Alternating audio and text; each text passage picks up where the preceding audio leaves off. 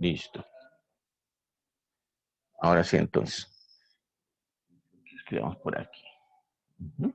Listo, entonces, como decíamos, digamos, nuestro curso comenzó con el tema de funciones, ¿cierto? Entonces, lo más importante aquí en el tema de funciones era estudiar funciones reales, era como lo fundamental aquí, ¿cierto? Funciones reales. ¿Qué era una función real? Una función real, pues básicamente era una función, pero, ¿cierto? Que tenía de cualidad, lo más importante que tiene de cualidad es que el dominio es un subconjunto de los reales y el rango o el codominio son los reales, es decir, toma valores numéricos y los convierte en valores numéricos. Eso es lo importante de las funciones reales. Y bueno, funciones reales conocíamos muchas, ya teníamos bastantes ejemplos de funciones reales. Una primera función real era la función constante, que básicamente era una función de la forma f de x igual a c, ¿cierto? F de x igual a una constante c, entonces ya, esa era una función real, la función constante. Todas estas funciones tenían su gráfica. En el caso de la función constante, pues la gráfica era muy sencilla porque era básicamente una línea recta. Este era el eje X, este era el eje Y. ¿Listo? Y era una recta. Aquí, hola, por aquí. Y era una recta horizontal. Entonces, esta era la función f de x. La función constante f de x igual a c. Y el puntico por donde corta es el puntico c. Y eso era. ¿Listo? Esa era la primera función que teníamos. Otra función era la función lineal. Función lineal. ¿Vale? Y esta función era de la forma f de x igual a mx más b. ¿Listo? Esa función lineal era de esta forma, mx más b. M tenía nombre, se llamaba la pendiente. ¿Listo? B tenía nombre, que era el corte con el eje Y, ¿cierto? Y pues función lineal exactamente porque pues representa es una línea recta, ¿no? Cuando hacemos la gráfica de esta función lineal, pues nos representa una rectica en el plano cartesiano. Entonces el plano cartesiano, este es X, este es Y, el eje Y. Y la función lineal pues era algo así. Esta era una función lineal, esto es f de x. Y bueno, m, que se llamaba la pendiente o que se llama la pendiente, tenía que ver entonces con la inclinación de la recta, ¿cierto? Y b era el corte con el eje Y, tenía que ver justamente por donde pasa esa recta cuando cruza el eje Y. Entonces, era esa función de acá. Y así nosotros teníamos muchas más funciones. Teníamos funciones cuadráticas, que eran funciones de la forma f de x igual a x cuadrado más bx más c, por ejemplo. Estas representaban en el plano cartesiano parábolas, ¿cierto? Estas representaban parábolas, entonces podría ser algo como así, por ejemplo. Algo como así. Entonces esto era una función cuadrática. Teníamos funciones logarítmicas. También teníamos función logarítmica f de x igual al logaritmo en base a de x. Teníamos función exponencial, ¿cierto?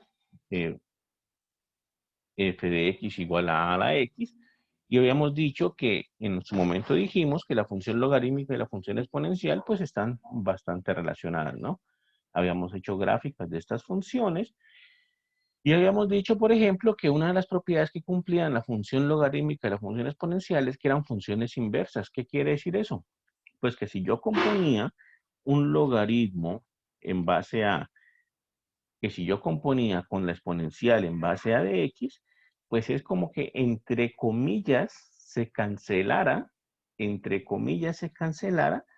el logaritmo con la exponencial y lo único que queda es la x. Eso, pues, eso es muy entre comillas porque básicamente es la definición de función inversa, pero pues digamos que así de esa manera como lo dije entre comillas, pues lo memorizamos, ¿no?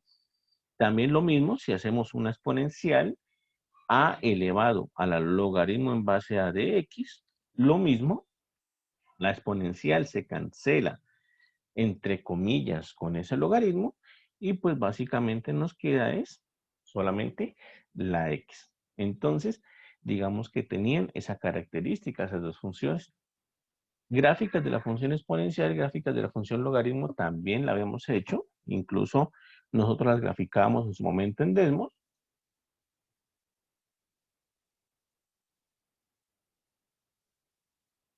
Nosotros las graficamos en su momento en Desmos. Por ejemplo, 2 a la x, lo podemos colocar aquí. Y esta es una gráfica típica de una función exponencial. Entonces, una función exponencial, pues básicamente, o digamos que casi siempre luce así.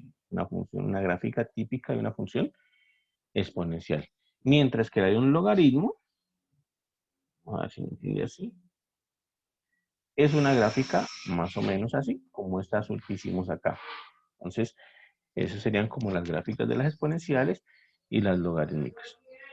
También nosotros vimos, pues, funciones trigonométricas. También alcanzamos a definir función seno, función coseno, y vimos bastantes propiedades de estas funciones trigonométricas, que fueron otro tipo de funciones que definimos. Nosotros definimos función seno de x, pongámosle como función.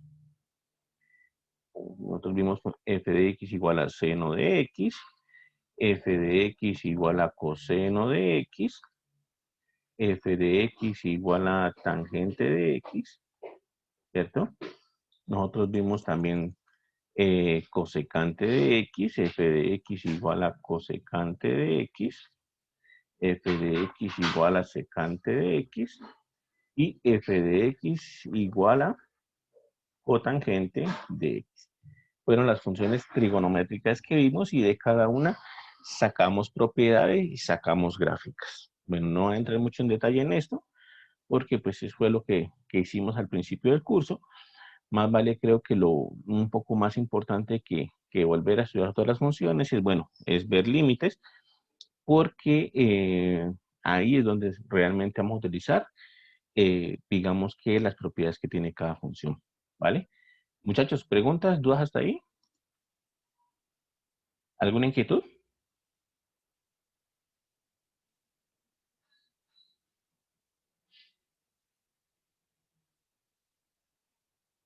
Bueno, muy bien. Bueno, están como muy callados. Después de 3 meses de no ver clase, estamos como muy callados. Pero bueno, yo sé que hemos perdido el hilo de lo que estábamos haciendo y bueno, nos tomaron unos días en recuperar todo lo que habíamos hecho en el curso. ¿Listo? A ver, en cuanto al tema de límites, que fue lo segundo que vimos, cuanto al tema de límites,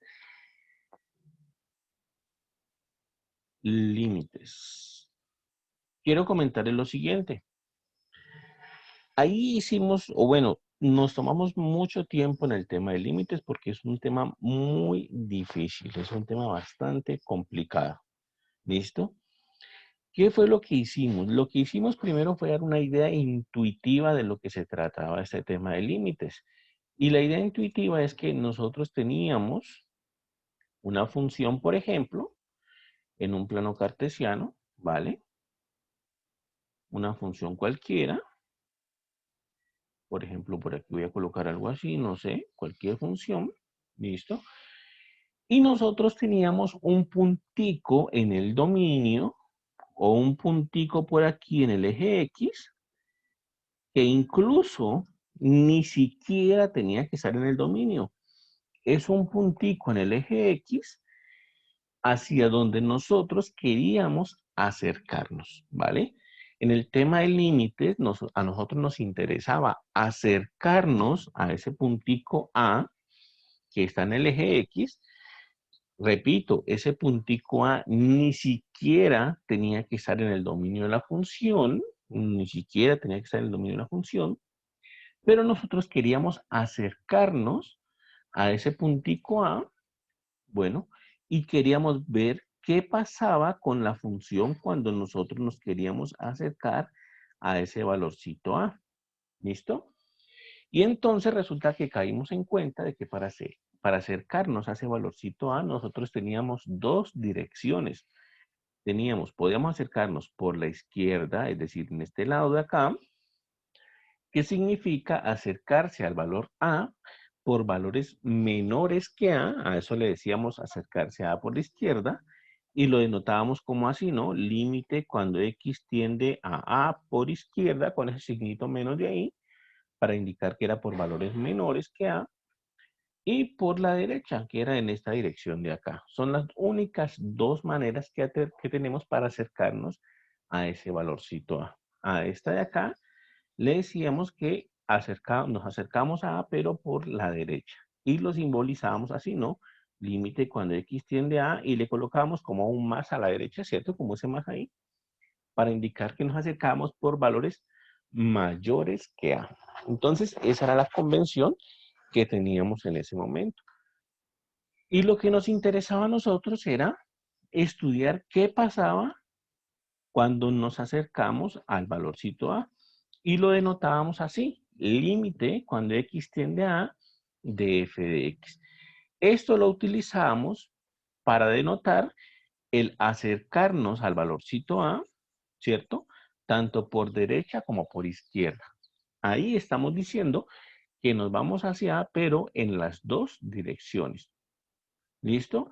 ¿Y qué es lo que pasaba? Pues que la función tomaba unos ciertos valores, la función tomaba unos ciertos valorcitos, voy a hacerlos un poquito más grandes.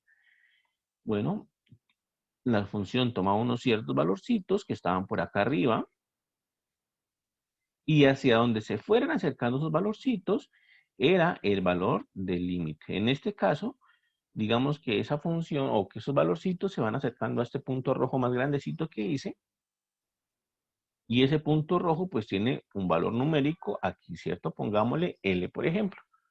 Y en este caso, pues nosotros lo que diríamos o lo que dijimos en el momento es que el límite, cuando X tiende a de la función f de X, pues tiende hacia el valor L, se acerca hacia el valor L.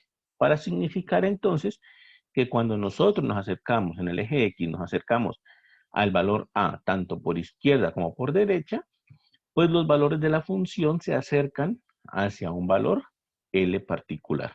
¿Listo? Y el primer teorema que vimos ahí, o uno de los teoremas más clásicos que se ven en esta parte, es para indicar lo siguiente. Dice, el límite bilateral, así le llamamos a ese límite por ambas direcciones, ese límite bilateral existe, ¿cierto? Sí y solo sí. Los límites laterales, cuando X tiende a A por izquierda de f de X, y límite cuando X tiende a A por derecha de f de X, existen y son iguales. Ese era uno de los temas más importantes que uno veía en esta sección. Nosotros decíamos, el límite bilateral de la función f de X existe siempre y cuando los límites laterales existen y dan exactamente lo mismo. En ese caso, pues entonces, el valor del límite cuando X tiende a bilateral, pues es ese valorcito que nos da con los límites laterales, ¿no? Esto era muy importante porque nos dimos cuenta en algunos ejemplos que había veces que estudiar el límite bilateral era bastante difícil, pero cuando uno estudiaba los límites laterales, pues era más sencillo. Por ejemplo, si nos colocaban cosas con valor absoluto, cuando X tiende, por ejemplo, a 0, de valor absoluto de X sobre X, pues entonces, en este caso, por ejemplo, estudiar límites el estudiar el límite bilateral es muy difícil por ese valor absoluto. Ese valor absoluto nos estorba enormemente ahí. Pero si nosotros queremos estudiar este límite, pues lo que hacemos es estudiar límites laterales. Entonces uno estudia el límite cuando X tiende a 0 por izquierda, límite cuando X tiende a 0 por derecha. Y bueno, no voy a entrar mucho en este tema, pero eso lo que permite es quitar el valor absoluto colocándolo en la expresión adecuada. En este caso, recuerden que valor absoluto de X, por definición es X si X es mayor o igual que 0 y menos X si X es menor que 0. Entonces, uno con esa definición de valor absoluto puede entonces quitarle ese valor absoluto colocándolo en la expresión adecuada. Miren que cuando nos acercamos a 0 por izquierda, estamos por valores menores que 0, significa entonces que estamos en este caso de aquí, y por tanto, por eso fue que puse menos x acá. Si estamos por acercándonos a 0 por derecha, es decir, por valores mayores que 0, significa entonces que estamos en este caso de aquí, y por eso reemplacé el valor absoluto por x.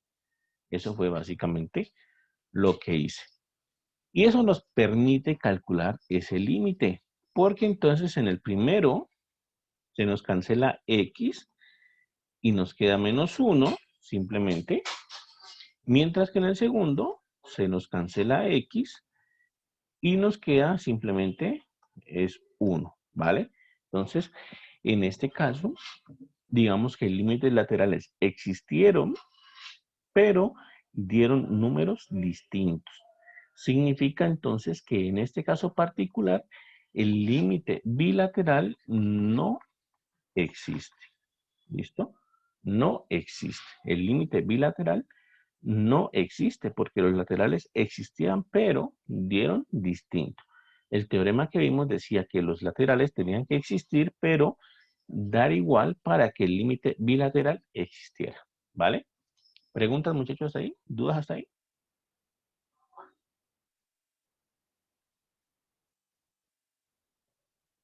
Bueno, luego de eso, nosotros comenzamos a darnos cuenta de que había unos límites más difíciles de solucionar y a esos límites les llamamos, un segundito por aquí, busquemos en Google, determinaciones límites. Nosotros nos dimos cuenta de que habían límites más difíciles de solucionar, bueno, busquemos límites indeterminados, ¿no? O formas indeterminadas, era que buscamos, creo, ¿no?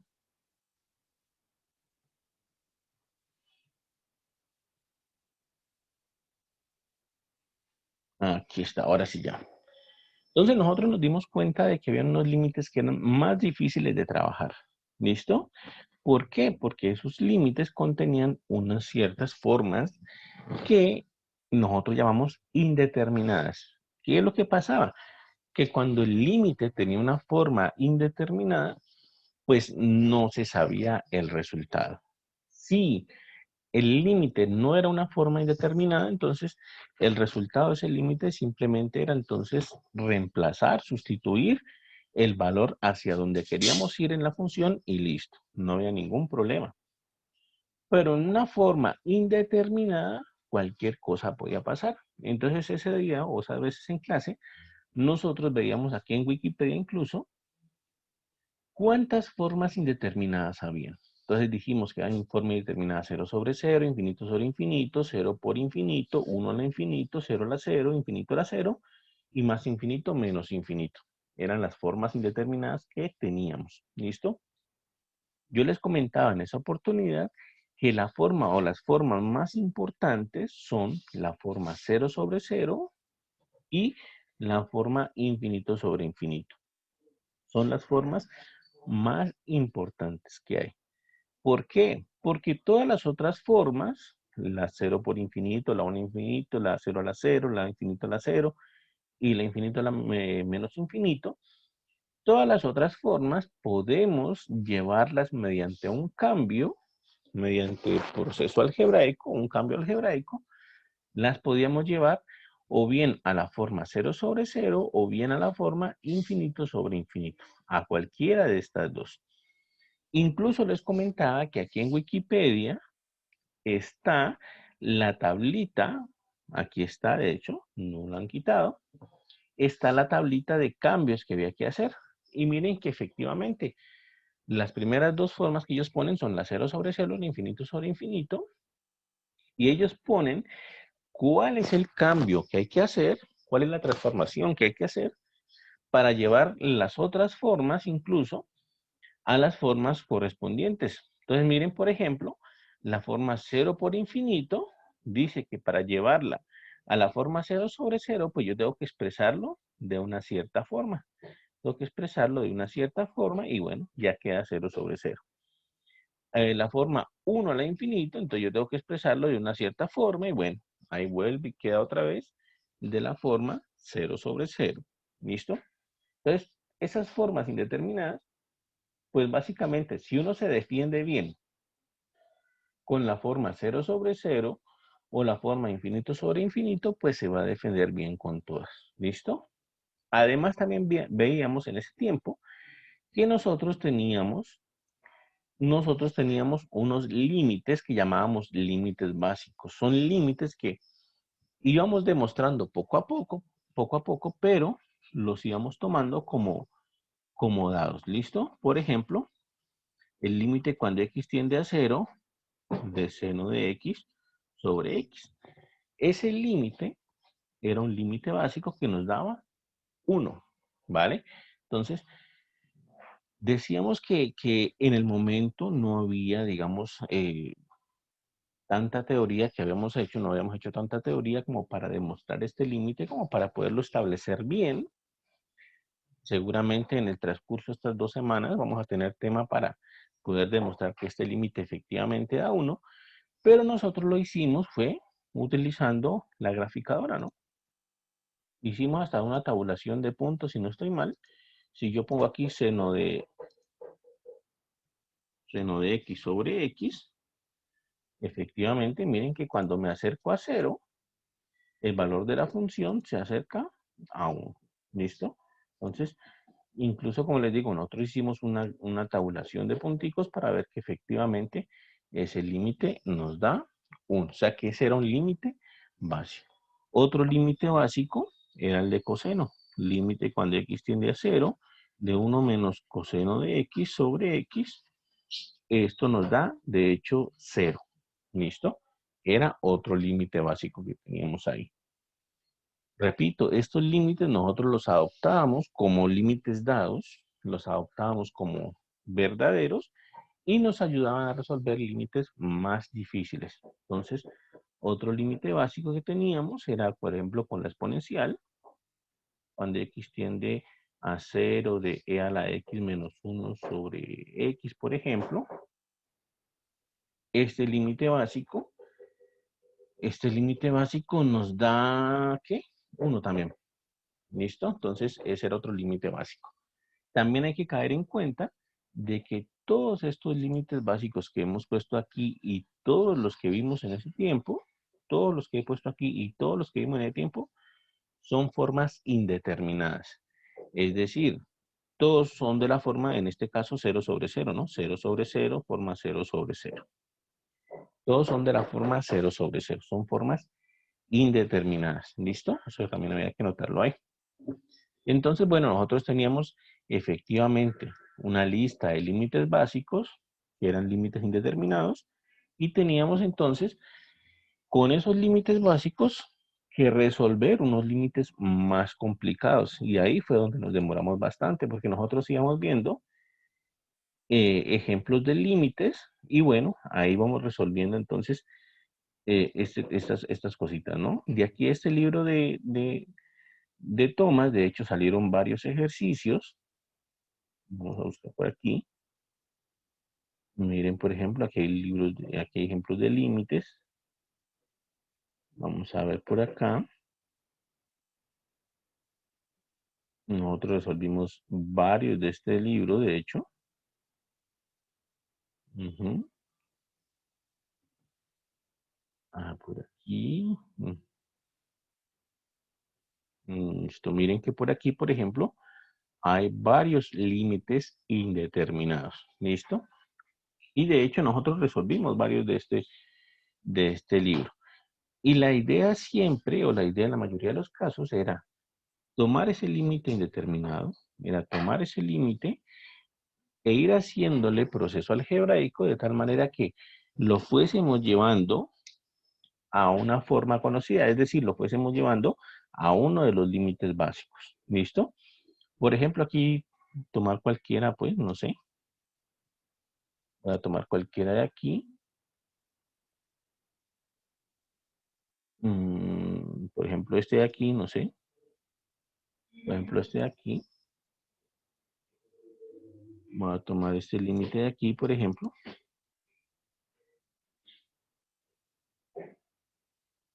Voy a tomar este límite de aquí, por ejemplo. Y entonces, si nosotros queremos resolver ese límite de ahí, pues lo que tenemos que hacer es buscar cuáles o qué límites básicos me pueden salir de ahí, ¿no? Si yo quiero resolver ese límite, pues entonces en este caso es muy sencillo, la verdad está muy fácil. Simplemente es separar cuando x tiende a 0. Voy a separar el x cuadrado, si quiero, ¿vale?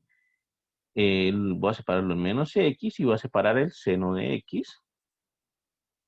Voy a separar estos y simplemente le voy a distribuir aquí 2x y 2x. Voy a distribuirlos así. Básicamente es eso lo que voy a hacer aquí. Lo voy a distribuir así. ¿Por qué? Porque yo ya sé que en los dos primeros términos yo puedo cancelar x y el tercer término de acá es muy parecido mm, a un límite básico, ¿cierto? Entonces, yo sé por propiedades de límites que este límite yo lo puedo distribuir. Esto va a ser el límite cuando x tiende a 0 del primer término más, o bueno, menos, esto tiene un menos, el límite cuando x tiende a 0 del segundo término, x sobre 2x, más límite cuando x tiende a 0 del tercer término, seno de x sobre 2x. ¿Listo? Y yo sé además entonces que del primer término o del primer límite yo puedo cancelar este cuadrado, ¿cierto? Con la x del denominador. En el segundo término o en el segundo límite yo puedo cancelar la x con la x. Y en el tercer término o en el tercer límite yo puedo sacar esta constante que está aquí, la puedo sacar del límite porque era una de las propiedades de los límites. Las constantes salen de los límites, las constantes multiplicativas salen de los límites. Entonces, al hacer eso, me quedaría algo así, ¿cierto? Me quedaría así, como un medio, en el primer término me quedaría un medio de x, cuando un medio, cuando, límite cuando x tiende a 0, simplemente me quedaría x, menos límite cuando x tiende a 0 de un medio, porque se cancelaron las x, más un medio del límite cuando x tiende a 0 de seno de x sobre x, ¿vale? Entonces cancelé las x en el primer límite y el 1 medio de constante salió del límite. En el segundo límite se cancelaron las x y me quedó el límite de una constante, que es lo mismo. Y en el tercer término saqué el 1 medio de constante y me quedó el límite cuando x tiende a 0 de seno de x sobre x. ¿Listo? Entonces aquí no hay mucho inconveniente. Límite cuando x tiende a 0 de x no es una forma indeterminada. No hay indeterminación, no pasa nada, simplemente es reemplazar la x por 0 y ya. Menos límite cuando x tiende a 0 de 1 medio. Entonces el límite de una constante es la misma constante. Y en el tercer límite yo me doy cuenta de que este tercer límite es básicamente 1 medio por la forma indeterminada, ¿no? Límite cuando x tiende a 0 de seno de x sobre x, que es un límite básico que nos da 1. Ya sabemos que ese límite nos da 1. ¿Listo? Entonces nos quedaría en total de cuentas así. Al finalmente, pues hacemos las operaciones correspondientes. 1 medio por 0 nos da 0, menos 1 medio, más 1 medio por 1 nos da 1 medio. Y en este caso particular, pues me cancela 1 medio con menos 1 medio y me da simplemente 0 en total. ¿Listo? Pero esto que hicimos aquí, más importante que resolver este límite tan fácil, era ver la estrategia que teníamos en ese tiempo. La estrategia era sencilla, era tener el límite y buscar la manera de llevar ese límite a la forma, a un límite conocido, mejor dicho, llevar ese límite a un límite básico o a límites básicos que fueran saliendo. En este caso, el de seno de x sobre x, pues era evidente que iba a salir de esta parte derecha, entonces por eso lo llevé hacia esa forma, ¿listo? Pero esa es la estrategia, ir buscando siempre qué límites básicos yo puedo sacar de ahí. Entonces, Esa es la forma de resolver estos límites. Incluso nosotros habíamos visto una técnica que le llamábamos cambio de variable. Por ejemplo, para este límite 34, habíamos visto una técnica que le llamábamos cambio de variable. Esa técnica nos permitía cambiar una variable por otra, pero que hiciera un poco más fácil el resolver el límite. Esto no es copiar, no. Copiar. Hiciera un poco más fácil el resolver el límite. Por ejemplo, en este límite de acá. ¿Listo? En ese límite de ahí. Ese límite, tal cual como está ahí, pues no es un límite básico. ¿Listo? Lo que sí podríamos ver es que si ese límite es una forma indeterminada de la forma 0 sobre 0. Es una forma indeterminada 0 sobre 0. Si yo reemplazo h igual a 0 en ese límite, pues me va a dar 0 en el numerador y 0 en el denominador y listo. Entonces, tal cual como está aquí, no es un límite básico. ¿Qué es lo que hacíamos en ese momento? Lo que hacíamos era cambiar la variable, hacíamos un cambio conveniente de variable, de tal manera que me llevara este límite, lo acercara hacia uno de los límites básicos. Y en este caso, bueno, también es muy sencillo. Es, por ejemplo, hacer t igual a seno de h, ¿vale? Es t igual a seno de h.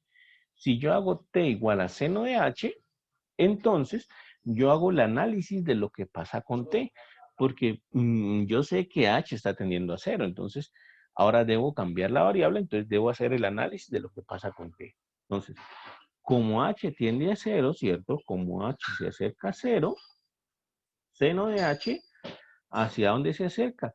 Pues si h tiende a 0, seno de h se acerca como a seno de 0. Y seno de 0, pongámosle por aquí, es 0. ¿Listo? Entonces, como h tiende a 0, seno de h se acerca a 0. ¿Pero quién es seno de h? Seno de h es t. Significa entonces que t se acerca a 0. ¿Listo? Entonces, ese es el análisis. Como cambio la variable, ahora tengo que ver hacia dónde se acerca, hacia dónde tiende la nueva variable. Y en este caso también se acerca a 0. En este caso también se acerca a 0. Pero nosotros veíamos en ejemplos que muchas veces no necesariamente se acercan al mismo número donde tiende la variable original. Pueden acercarse a otro número, incluso. En este caso se acercan al mismo 0. Entonces, eso lo que hace es que yo cambie este límite, pero ya no en la variable h, sino en la variable t. Entonces, cuando t tiende a 0, pues fue justo lo que acabamos de calcular. Y ahora entonces, ¿qué haría? Seno, ¿cierto? De seno de h. Pero seno de h es t. Entonces, seno de t sobre seno de h, pero seno de h es t. Entonces, me quedaría límite cuando t tiende a 0 de seno de t sobre t, ¿vale? Y este límite ya es básico. Este límite es básico. Este límite de aquí nos da 1. Esa era una técnica también que veíamos en ese tiempo. En este caso con un ejemplito, digamos, bastante facilito, pues bastante sencillito. La estamos recordando un poquito, ver el cambio de variables. Era una técnica muy importante también para resolver límites. Permite entonces cambiar la variable original del límite hacia otra variable, pero al hacer el cambio de variable nosotros tenemos que, digamos, facilitar un poco el proceso del límite. ¿Listo? ¿Preguntas, muchachos? ¿Dudas hasta ahí?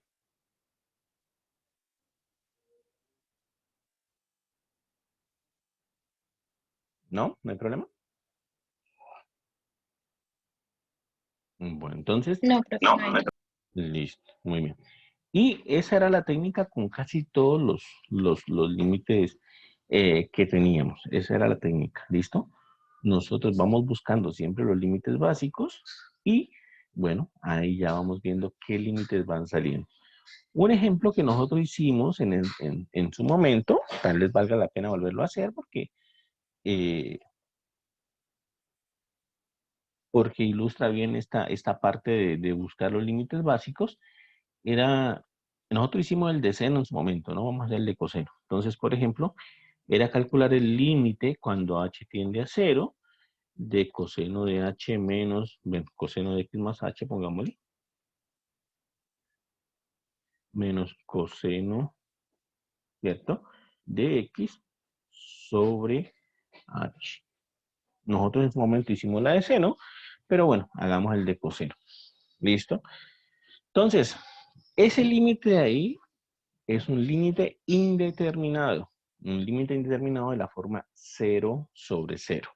Más aún, para los que digamos que no han perdido tanto el hilo del curso, habrán recordado que esto es básicamente la derivada de coseno, que esto nos tiene que dar es menos seno de x. ¿Listo? Ese límite de ahí representa es la derivada de coseno. Es por definición la derivada de coseno. Entonces, nos tiene que dar es menos seno. O sea, es decir, que ya sabemos el resultado de ese límite, ya sabemos hacia dónde tiene que tender ese límite. Es la derivada de coseno en el valorcito x general. ¿Listo? Entonces, si queríamos resolver ese límite a mano, si queríamos resolver el límite a pie, pues nosotros teníamos que tomar este límite y teníamos entonces que ir buscando, ir transformándolo en otros límites y ahí sacando límites básicos, ¿vale? Eso era lo que había que hacer ahí.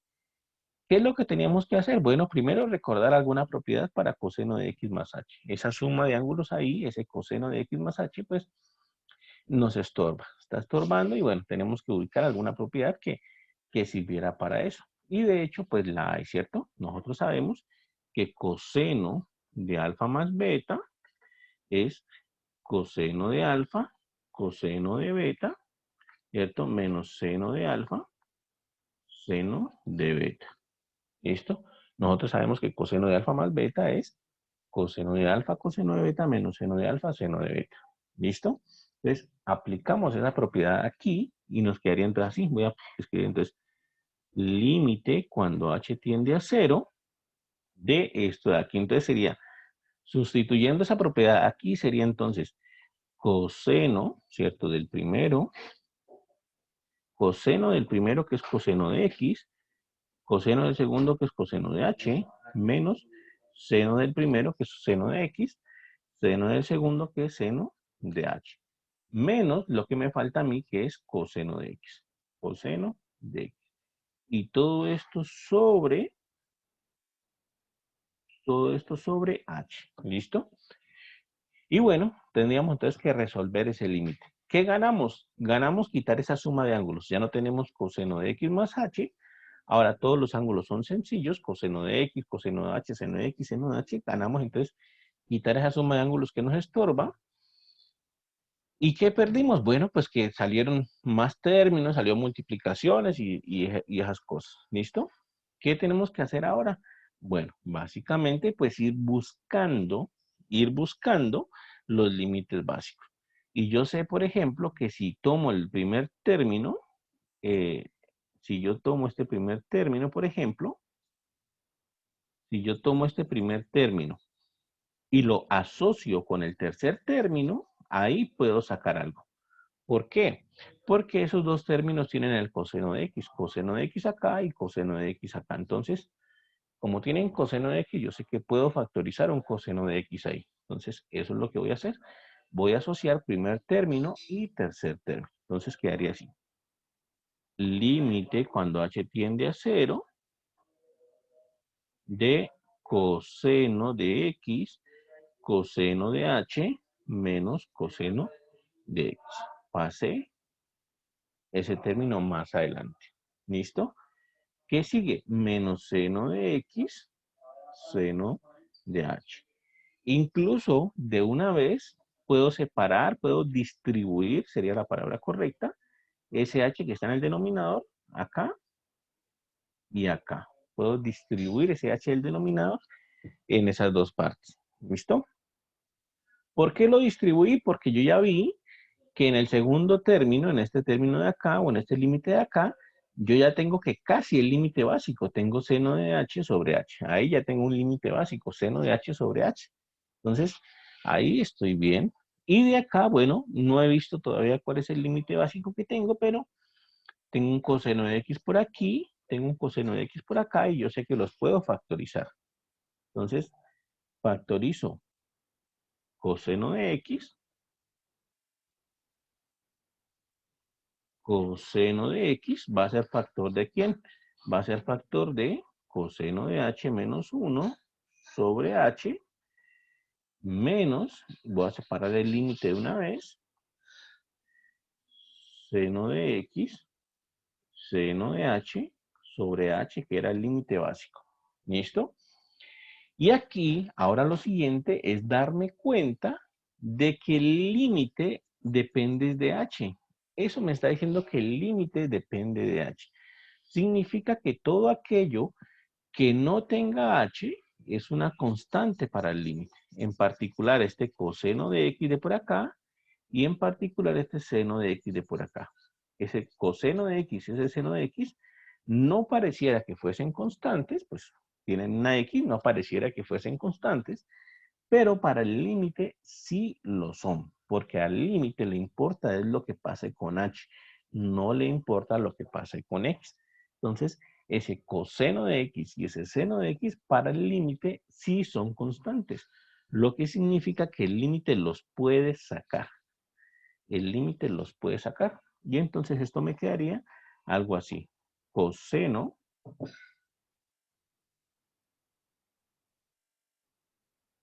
¿Qué pasa con lo que no tenga h? Con lo que no tenga h es constante para el límite. Eso los podemos sacar. Cuando son constantes multiplicativas, justamente como este coseno de x, lo puedo sacar, lo que iba a hacer. Y este seno de x también lo puedo sacar, ¿cierto? Lo que iba a hacer. Pero miren que son constantes multiplicativas las que puedo sacar así por así. Porque, por ejemplo, por si de pronto pues alguno tiene la duda, por aquí me aparece un menos 1, ¿cierto? No tiene h.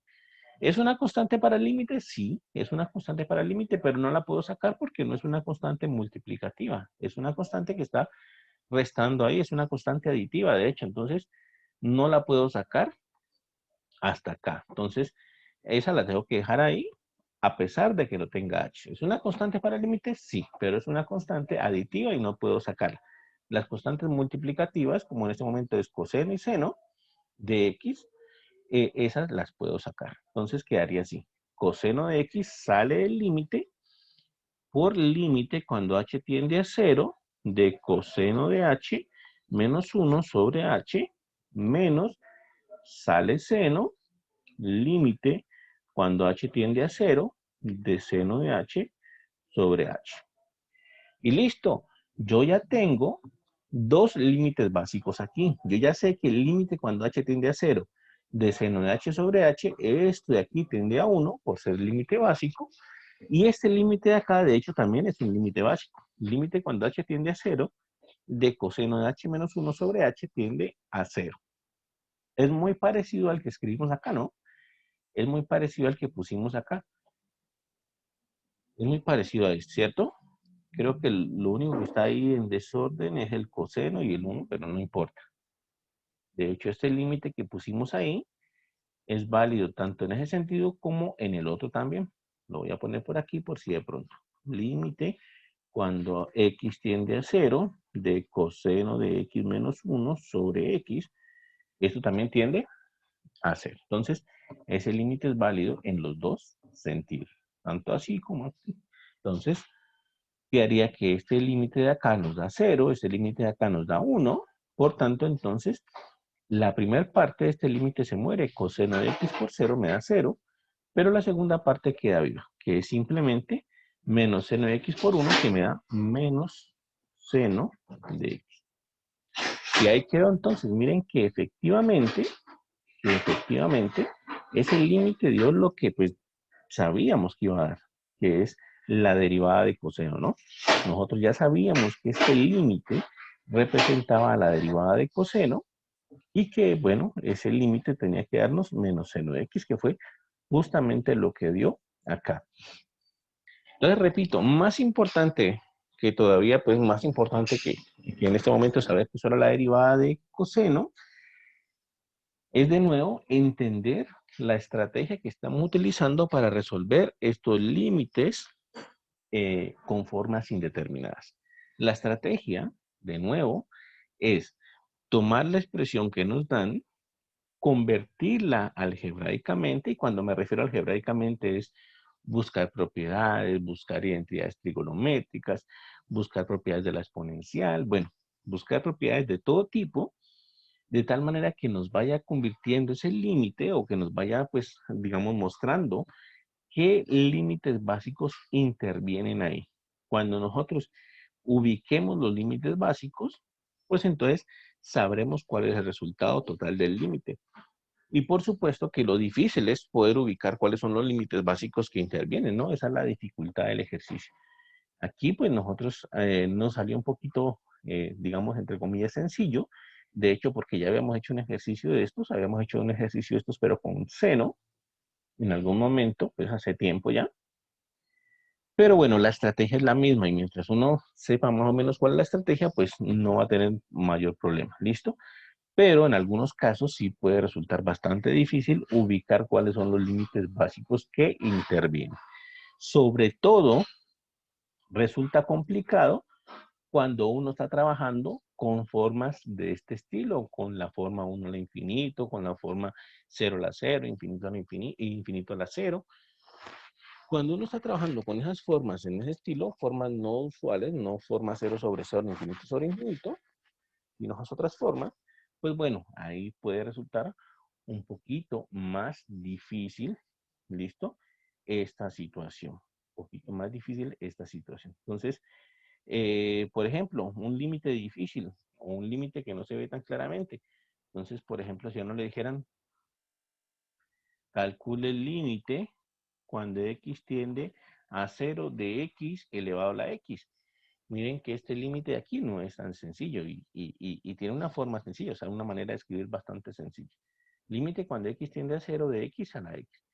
Si x tiende a 0, entonces esto tiende a la forma 0 sobre 0. 0 a la 0, 0 a la 0, ¿cierto? 0 a la 0. Que es una forma indeterminada. Sería esta forma de acá. ¿Listo? 0 a la 0. ¿Listo? Entonces, ¿qué toca hacer? Pues toca hacer una transformación de ese límite, llevarlo primero a la forma 0 sobre 0, y ahí sí poder ver qué se puede hacer para poder resolver esa indeterminación de la forma 0 a la 0. ¿Listo? O 0 sobre 0. Entonces, este límite es un poquito más complicado. Cuando tenemos este, por ejemplo, cuando tenemos este límite así, uno puede aplicar la propiedad o una propiedad de la exponencial, que es un cambio de variable.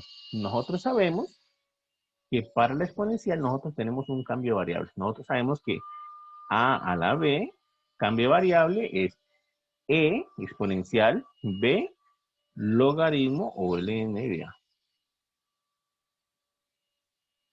Esa propiedad de cambio de variable, cambio de base, perdón, me estoy perdiendo ya de nombres también. Cambio de base de la exponencial, ¿cierto? Esa propiedad de cambio de base me permite resolver este tipo de límites como este acá. ¿Por qué? Porque entonces yo voy a cambiar esa expresión x a la x, la voy a cambiar por quién, voy a aplicarle el cambio de base. Entonces aquí A está haciendo el papel de x, B está haciendo el papel de x. O sea que entonces esto me quedaría como e a la x logaritmo de x. Yo puedo entonces cambiar esa x a la x por e elevado a la x logaritmo de x. O sea que este límite es el mismo límite cuando x tiende a 0 de e a la x logaritmo de x. ¿Listo? Y entonces me quedaría así. Ahora, ya tengo una exponencial e como base, no tengo mucho problema con la base, pero cuando x tiende a 0, miren a qué tiende esta parte de acá arriba. Cuando x tiende a 0, miren que el primero tiende a 0, por supuesto. Cuando x tiende a 0, pues ese tiende a 0, ¿cierto? Pero el logaritmo, Cuando x tiende a 0, el logaritmo tiende a menos infinito, de hecho, o a infinito, pongámosle infinito. Es decir, que en total, esta parte de arriba de la exponencial ahora tiene la forma 0 por infinito, que sigue siendo una indeterminación. Es esta de acá. Miren que entonces cambié el límite con ese cambio de base. Antes era de la forma 0 sobre 0. Le apliqué el cambio de base y ahora me quedo entonces exponencial, pero arriba de la exponencial tengo una forma 0 por infinito, que es esta otra forma indeterminada. Entonces vieron que ese límite pues no es tan fácil de resolver, no es tan trabajable que digamos. Entonces uno llega, cambia con la propiedad de cambio de base y bueno, obtiene otra forma indeterminada. Ahora, ¿qué toca hacer? Entonces, pues toca hacer algo para resolver este límite. Lastimosamente, en este momento, tal cual como estamos aquí de teoría, no tenemos la teoría suficiente para resolverlo, les comento. Entonces, no es un límite tan fácil. No tenemos en este momento la teoría suficiente para resolverlo. ¿Listo? En algún momento lo haremos, por supuesto, en algún momento lo trabajaremos, pero en este momentico no tenemos la teoría suficiente. Significa entonces que hay límites que no son tan fáciles. Hay teoría que aún no hemos visto, ¿vale? Y bueno, los límites más complicados, por supuesto, son estas otras formas indeterminadas. Aquí lo que nos va a tocar hacer un poquito más adelante es lo que vamos a llamar regla de L'Hopital o L'Hopital, aplicar L'Hopital. Aplicar L'Hopital nos va a permitir solucionar este límite, ¿listo? Pero nos falta un poquito para llegar allá todavía, ¿vale? ¿Preguntas, muchachos, dudas hasta ahí?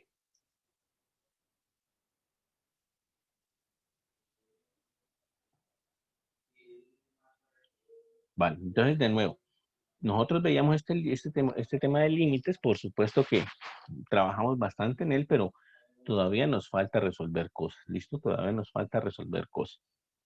Y aquí vemos un claro ejemplo de un límite que parecía sencillo, pero que no lo es tanto, no lo es tanto. De hecho, al final de cuentas, cuando nosotros podamos resolverlo, nos vamos a dar cuenta de que ese límite nos va a dar es 1, nos va a dar 1, ¿listo?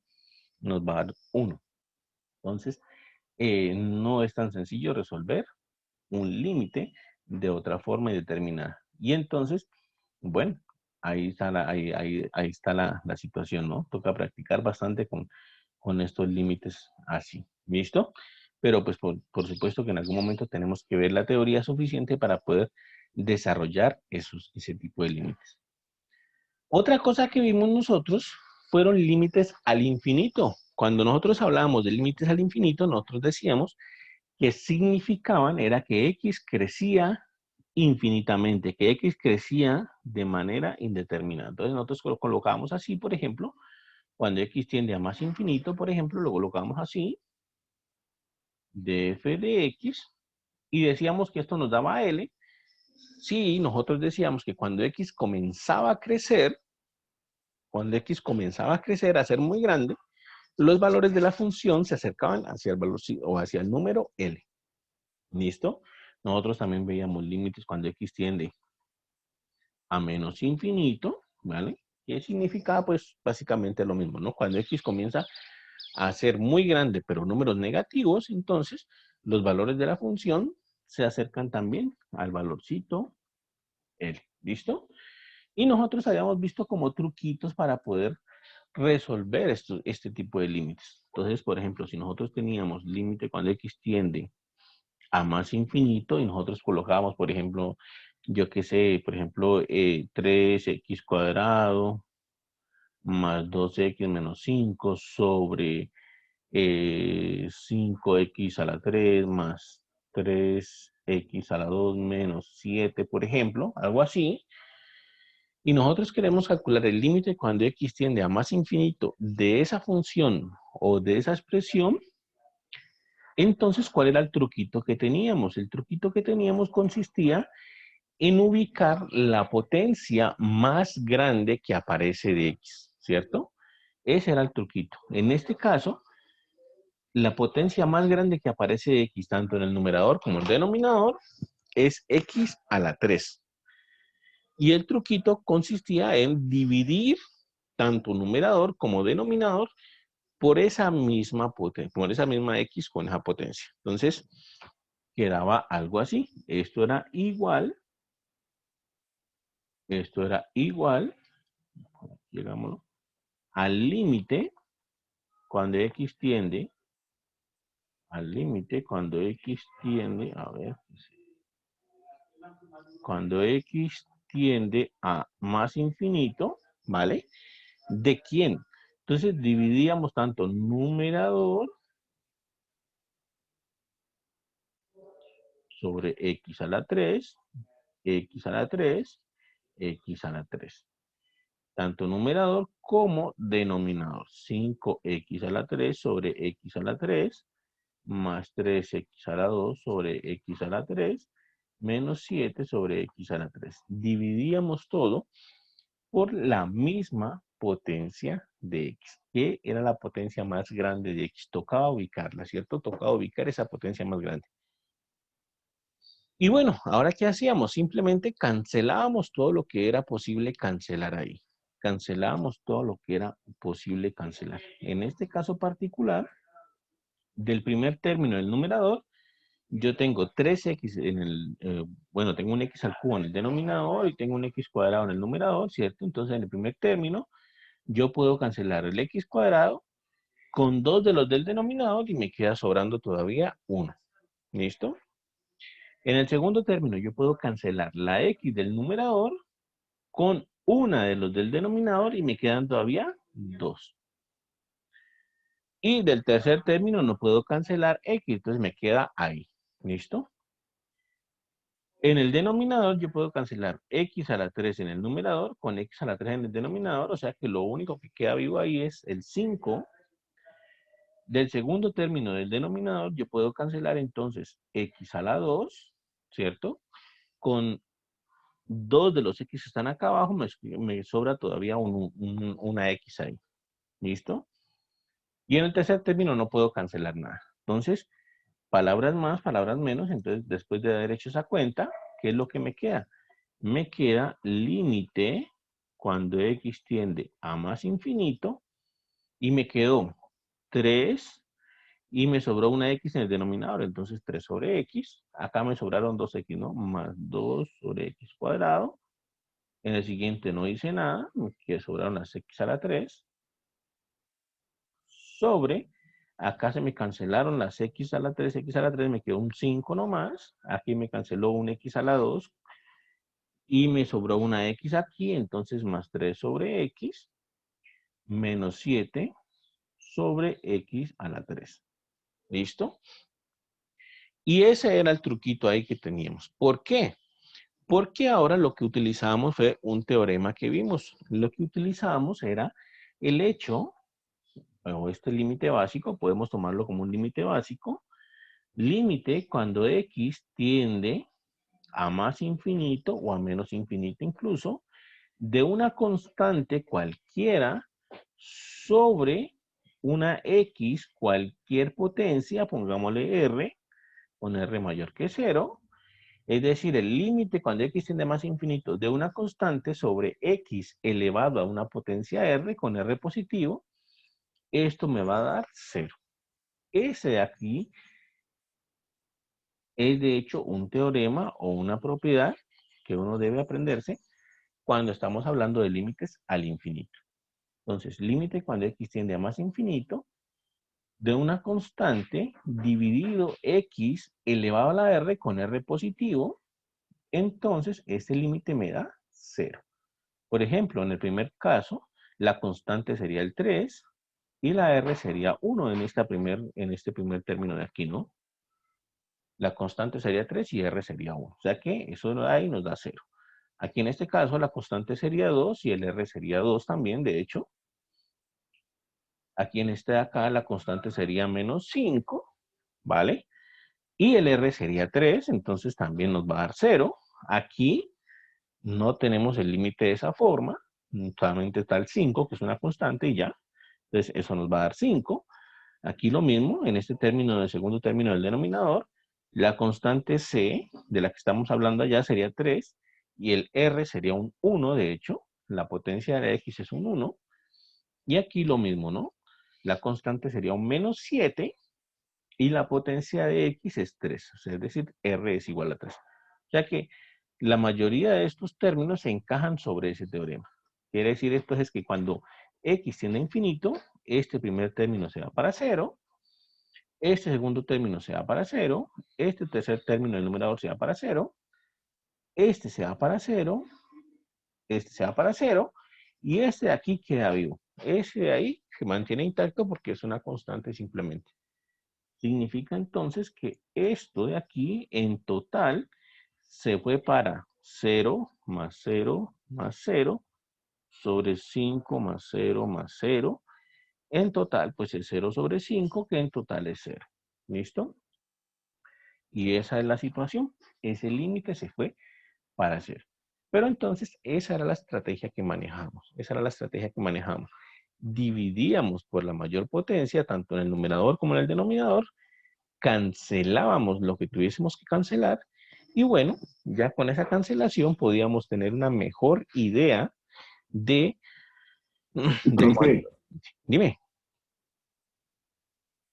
profe, ¿puede volver a repetir por qué queda cero en cada fracción? Ah, ok, listo. Sí, bueno, básicamente es porque es un teorema, pero ya lo vamos a explicar, ¿listo? El teorema indica, ya lo vamos a explicar por qué es así, pero entonces el teorema indica que el límite cuando x tiende a cero, cuando x tiende, perdón, a infinito, a más infinito, a menos infinito, de una constante, aquí está, de una constante, ¿cierto? Sobre x elevado a la algo, x elevado al algo positivo, entonces eso nos da 0. ¿Qué quiere decir eso? Pues que estamos dividiendo una constante por algo que al final de cuentas va a terminar siendo muy grande. Porque x elevado a algo, cuando x tiende a más infinito, pues va a comenzar a crecer muchísimo. Entonces estamos dividiendo una constante entre algo que al final de cuentas va a resultar siendo muy grande. Y entonces eso pues va a hacer que eso se disminuya mucho, mejor dicho, tiende a ser 0. ¿Listo? Eso lo podemos ver en las gráficas, incluso podemos hacer una gráfica, podemos colocar, por ejemplo, un 2 dividido, por ejemplo, x a la 1 medio, supongamos, ¿vale? ¿Listo? Voy a borrar la verde. Y al final de cuentas, miren que cuando x comienza a ser muy grande, que cuando nos vamos hacia la derecha de la gráfica, pues la gráfica va a ir bajando cada vez más. Y es porque efectivamente estamos dividiendo una constante entre un número que al final de cuentas, pues cuando x va a ser grande, ese número va a comenzar a crecer mucho y bueno, dividir una constante por algo muy grande, pues lo va a hacer tender a cero. ¿Listo? Esa es la situación. Y de hecho, así es que uno demuestra ese teorema. Entonces, cuando hace, ¿qué se hizo? Aquí está. Cuando hacemos el truquito que estábamos viendo en ese tiempo, pues hace como 3 meses, ¿cierto? Cuando veíamos el truquito, nosotros decíamos, ubicamos la potencia más grande. ¿Por qué ubicamos la potencia más grande? Porque sabemos que la potencia más grande va a ser quien domine a las demás potencias, ¿cierto? Va a ser quien domine, va a ser la que, va a ser la, digamos, la potencia que va a ganar ahí con respecto a las demás. Entonces, eso es lo que hacemos. Ubicamos la potencia más grande, que en este caso es x a la 3, dividimos tanto numerador como denominador por x a la 3 y simplificamos. Y de lo que quede vivo, entonces comenzamos a ver qué características tiene eso que queda vivo. En este caso, nosotros nos dimos cuenta de que después de simplificar, aquí,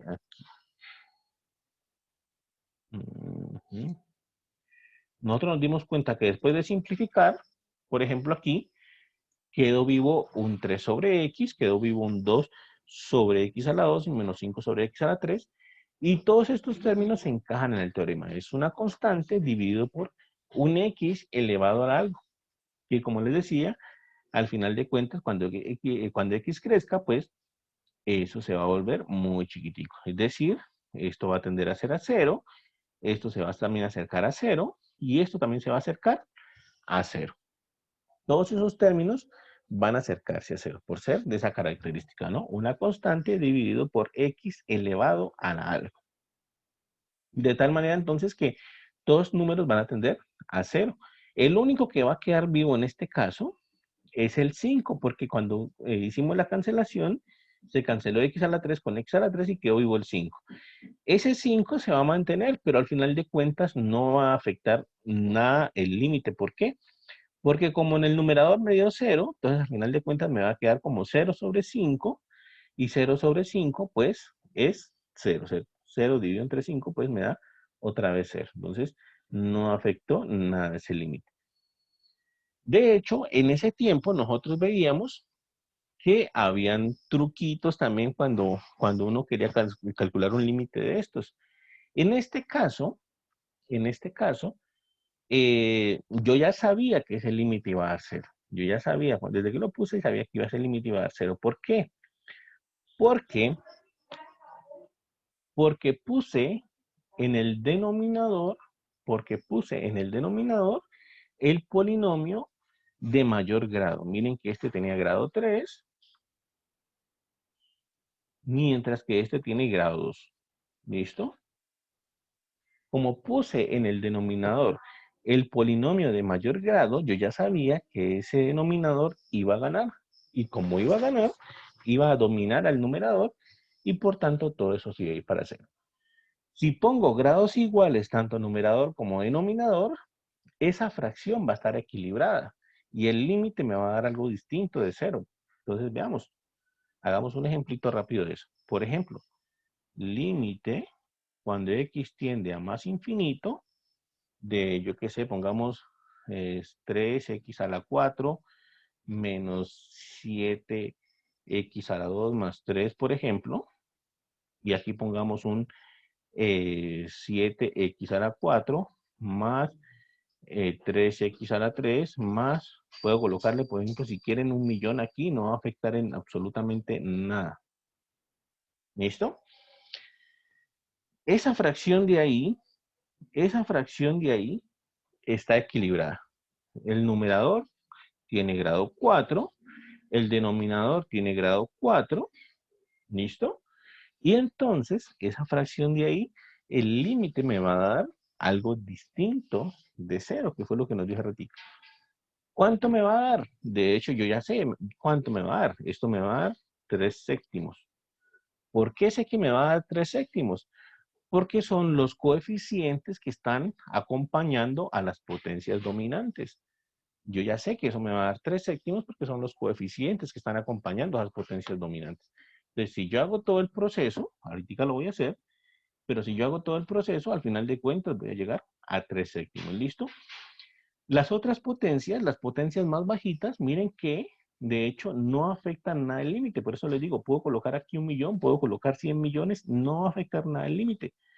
Estos límites de esta forma, límite cuando x tiende a más infinito, de polinomio sobre polinomio, están totalmente determinados por los coeficientes que acompañan a las potencias dominantes, ¿vale? Entonces, si yo hago lo de hace rato, divido por la potencia más alta, ¿cierto? Entonces sería así, 3x a la 4 sobre x a la 4, menos 7x a la 2 sobre x a la 4, más 3 sobre x a la 4, sobre 7x a la 4 sobre x a la 4, más 3x a la 3 sobre x a la 4, más 1.000.000, más 1.000.000 sobre x a la 4, ¿vale? Lo mismo hace rato, simplifico, lo mismo hace rato, ¿cierto? Aquí simplifico x a la 4 con x a la 4. Aquí simplifico x a la 2 con 2 de los de abajo y me quedan entonces 2 todavía. Aquí no puedo simplificar nada. Aquí simplifico x a la 4 con x a la 4. Aquí simplifico x a la 3. Con 3 de los de abajo me queda todavía 1 vivo.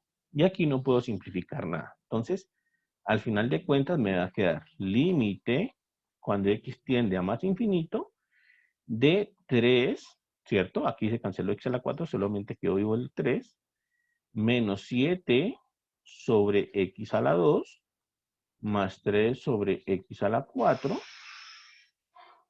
sobre Aquí quedó vivo solamente el 7 más 3 sobre X, quedó vivo aquí un X nomás, más 1.000.000 sobre X a la 4. ¿Listo? Y entonces aplicamos el teorema de hace ratico.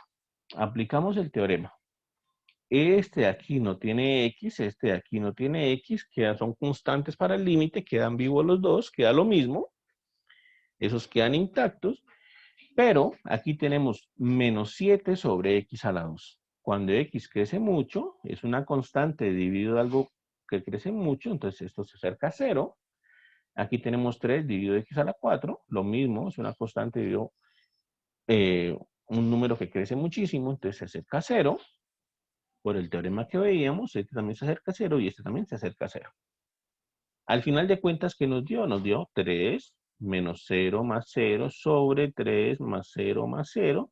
Perdón, 7 más 0 más 0, ¿no? 7 más 0 más 0, que pues el total de cuentas es 3 séptimos. ¿Listo? Justamente lo que habíamos dicho. Y es que efectivamente estos límites de polinomio sobre polinomio, cuando nos vamos hacia infinito, están totalmente dominados por los coeficientes que acompañan a las potencias mayores, ¿vale? Por eso les decía que desde el principio yo ya sabía que ese límite me iba a dar 3 séptimos, porque había visto que en primer lugar el polinomio está equilibrado, o bueno, esta fracción está equilibrada. El grado del numerador era igual al grado del denominador, y en segundo lugar, había visto los coeficientes principales, digámosle, que era el 3 y el 7. 3 en el numerador y 7 en el denominador. Eso me hacía concluir que al final de cuentas, pues esto me iba a dar 3 séptimos. ¿Listo? Todos estos truquitos, pues en algún momento hicimos ejemplo de esto, ¿vale? Hicimos ejemplitos de esto. Por supuesto que gran parte también es de práctica, ¿vale? También gran parte es de práctica, entonces en algún momento vamos a tener que resolver algunos cuantos límites más con respecto a límites al infinito. ¿Listo? ¿Preguntas, muchachos? ¿Hay dudas? ¿Está ahí?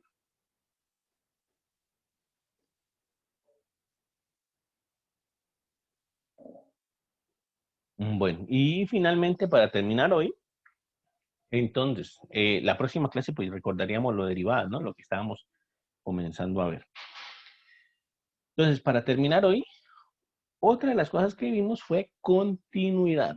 Continuidad de funciones. ¿Qué significaba continuidad de funciones? Pues significaba básicamente que la función no tenía huequitos, ¿vale? Que la función no tenía huequitos, sino que se portaba bien. Es decir, por ejemplo, vamos a hacerla rápidamente por aquí, una función. Esa función, por ejemplo, aquí le voy a colocar un numerito A, simplemente para indicar. Por ejemplo, esa función que yo grafiqué aquí, que le voy a poner F, pues esa función es continua en el puntico A. ¿Por qué es continua en el puntico A? Porque no hay un huequito en la función en ese puntico A, ¿vale? Ni hay un salto en la función en ese puntico A, sino que la función está bien definida en ese puntico A de ahí, ¿vale? Eso era continuidad, esa es la idea intuitiva de continuidad, ¿listo? Incluso uno podía hablar de continuidad sobre todo un intervalo. Por ejemplo, si este es el intervalo cerrado, C, D, entonces voy a colocar F es continua en X igual a A, que fue lo primero que dijimos, ¿vale? F es continua en el intervalo CD. Entonces, por ejemplo, en este caso particular, yo puedo hablar de continuidad también hasta en un intervalo completo. Miren, por ejemplo, el intervalo CD. F es una función continua en el intervalo CD. ¿Por qué? Porque en todo el intervalo CD, es decir, en toda esta sección de la función, no hay huequitos, ¿vale? No hay huequitos ni hay saltos, sino que la podemos resolver en un solo trazo, la podemos hacer en un solo trazo.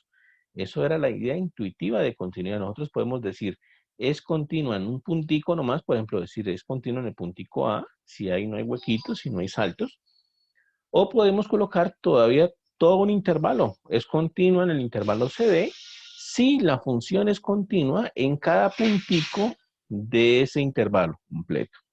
Es decir, si no tiene saltos, si no tiene huequitos en todo ese intervalo, pues bueno, nosotros decimos que la función es continua en ese intervalo. Eso, repito, era la idea intuitiva. Habían funciones que eran discontinuas, ¿no? Podemos hacer una por aquí. Nosotros incluso hicimos hasta un listado. De hecho, en todos los documentos que deben estar abiertos ahí, debe estar ese listado de todos los posibles casos de discontinuidad que teníamos. Por ejemplo, algo así. Una función que viene, llega hasta aquí y pega un salto aquí. ¿Vale? Esa función pega un salto ahí y que ese sea el puntico A, por ejemplo. Entonces, nosotros decimos que esa función que hicimos ahí, pues no es continua en x igual a A, porque ahí hay un saltico. Miren que si yo pongo un puntico B por aquí al lado, pues la función sí es continua en B, porque ahí no hay saltos. En x igual a B, la función no tiene ningún salto. El salto es en x igual a A. Entonces, en este caso, nosotros decíamos, la función no es continua en x igual a A. O también podemos decir, la función es discontinua en x igual a A. Pero en x igual a B no hay problema. Entonces, en x igual a B, la función sí es continua. ¿Vale? La función sí es continua. Aquí sí hay continuidad, mientras que en x igual a A no hay continuidad. En ese momento, nosotros hicimos, como les decía, todo un listado de las posibles combinaciones que podía pasar para que una función fuese discontinua.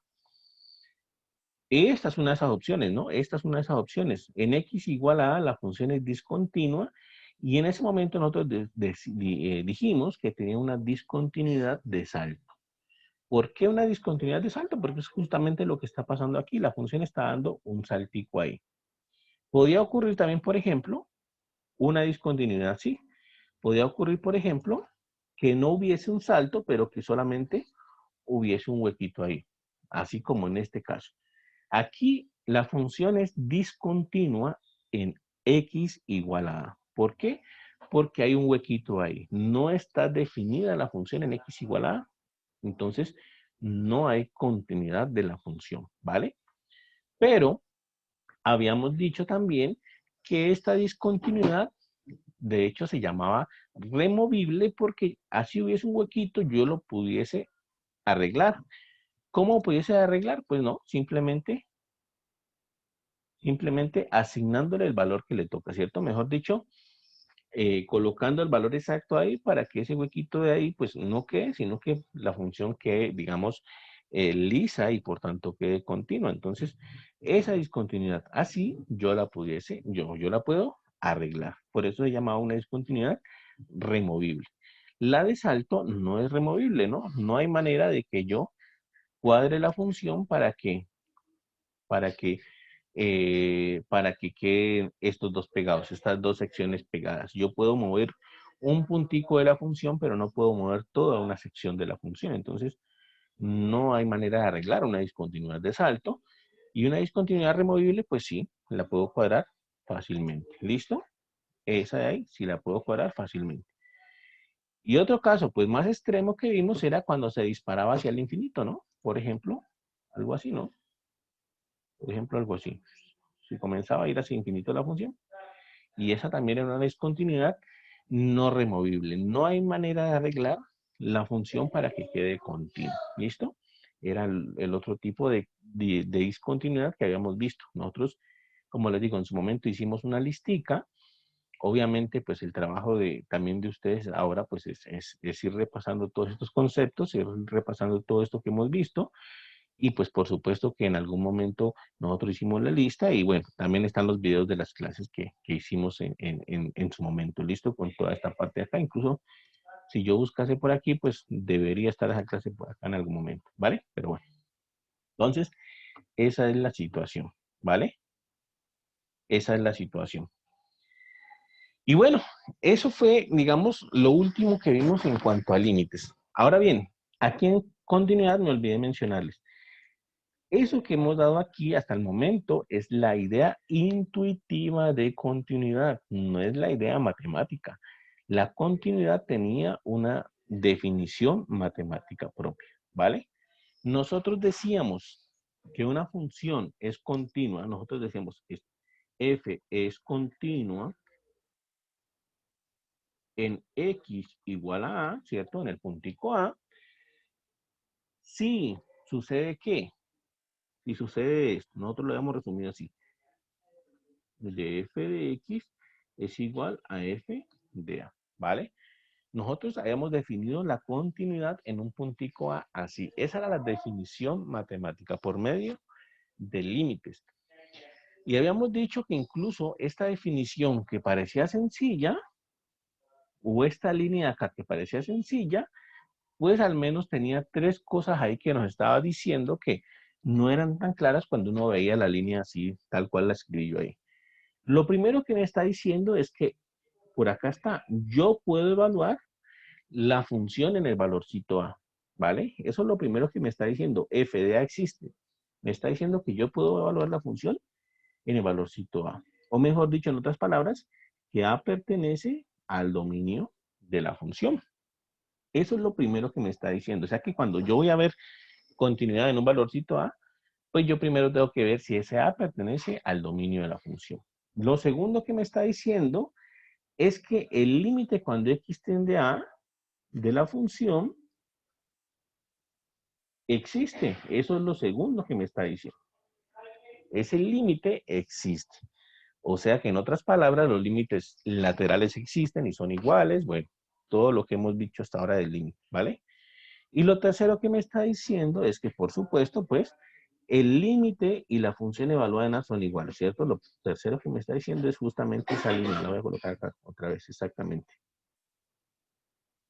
Que el límite y el valorcito de NFA son iguales, ¿vale? Entonces, esa definición de continuidad que vimos en su momento, pues había que tener cuidado porque al menos nos estaba diciendo tres cosas adicionales. Nos está diciendo que A pertenece al dominio de la función, es decir, que yo puedo evaluar A en la función, f de A existe.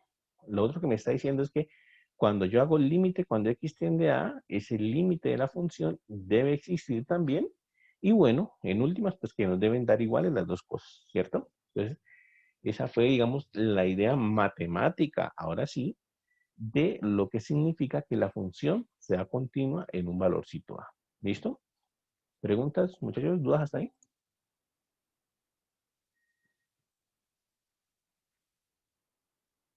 No.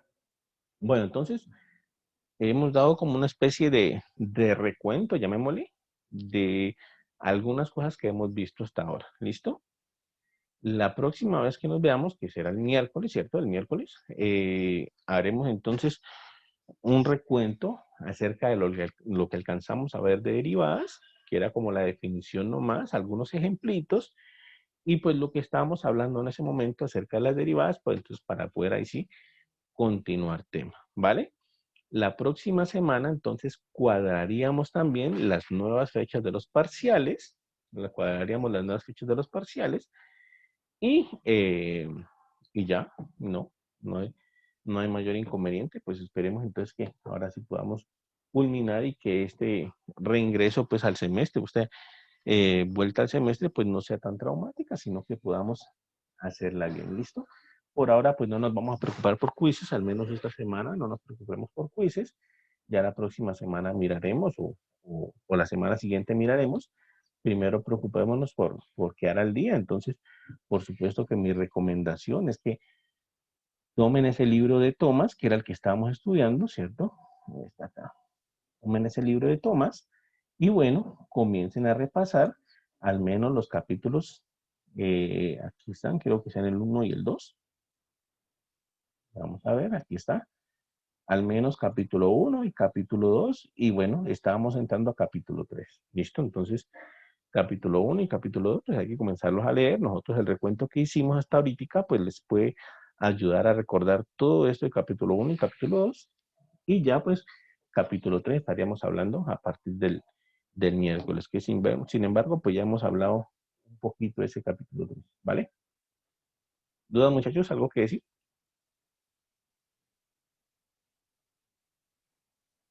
¿No? Bueno, entonces, si no hay nada más, pues entonces ya nos veremos el miércoles. Y bueno, ya recuerden que esta clase está grabando y de pronto ahora por la noche ya les subo la clase al Classroom para que la puedan visualizar, ¿vale? Nos vemos, muchachos, que estén muy bien. Hasta luego. Vale, profe, Gracias, profe. Hasta luego. Hasta Hasta luego. luego. Muy bien. Muchas gracias. De semana nos vemos.